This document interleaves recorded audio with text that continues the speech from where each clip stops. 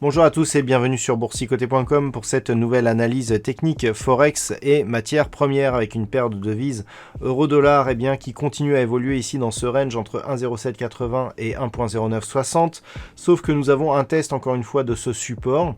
On l'a senti venir puisqu'on avait du mal ici à inscrire de nouveaux points hauts et donc à valider ce rebond ici qui était parti du précédent contact avec cette zone des 1,0780. Donc clairement on revient ici de manière de plus en plus fréquente sur ce support.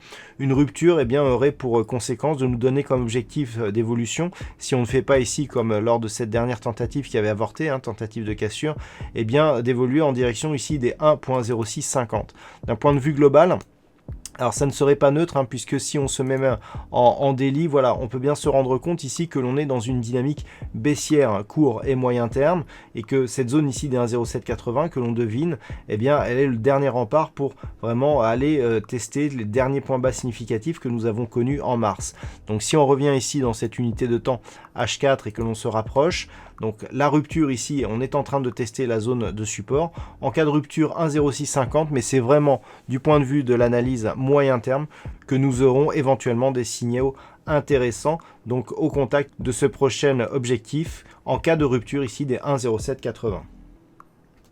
Sur le câble ici, nous avons une neutralisation qui s'est opérée depuis que les cours sont remontés ici d'un rebond technique qui avait provoqué une cassure de cette zone des 1.20. C'est une zone majeure d'un point de vue moyen-long terme et le problème c'est que avec la cassure là qui est en train de se valider de la zone des 1.22, c'est vers cet objectif que les cours pourraient évoluer prochainement. Donc si on se rapproche un petit peu, on peut constater que nous étions déjà dans une dynamique baissière qui nous faisait pressentir un contact ici avec cette zone. Cette zone est en train de céder, donc objectif, un retour vers la zone des 1.20. On ne peut pas réellement anticiper des réactions sur la zone des 1.20 tant cette zone est majeure, mais il faut s'attendre à de grosses réactions de marché si le contact avec ce niveau des 1.20 venait à se réaliser.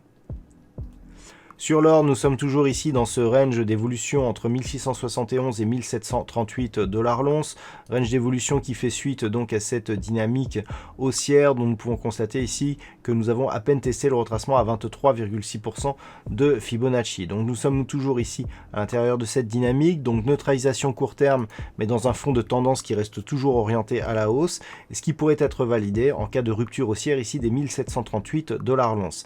Si cela est confirmé par une rupture haussière des 1747,55 qui correspond au plus haut significatif qu'ont connu les cours ici sur cette séance du 14 avril, l'objectif d'évolution se situe sur la prochaine résistance qui se trouve à 1790 $ l'once.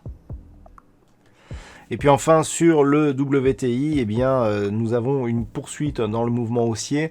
Je vous commentais il y a peu le fait que les cours ici continuaient à osciller au-dessus de la moyenne mobile 20 exponentielle dans cette unité de temps H4. On peut constater ici que cette moyenne mobile a vraiment porté les cours sur cette poursuite d'évolution haussière. Nous connaissons aujourd'hui un regain d'activité ici sur cette dynamique qui nous rapproche de la résistance des 28 $ le baril. Alors d'un point de vue global, c'est assez intéressant ce qui est en train de se passer puisque cette zone des 28, au contact, on a souvent eu des réactions assez intéressantes et notamment lors de la dernière où on avait donc eu une tentative de sortie mais qui s'était invalidée. On était revenu directement ici sur la zone inférieure du range à 19,40 pour aller marquer donc cette fameuse journée de crack lors de l'échéance mai que nous avons eu sur le WTI. Donc actuellement, on est toujours ici sur cette dynamique haussière suite à la mise en place du rebond technique donc qui a suivi ce fameux événement.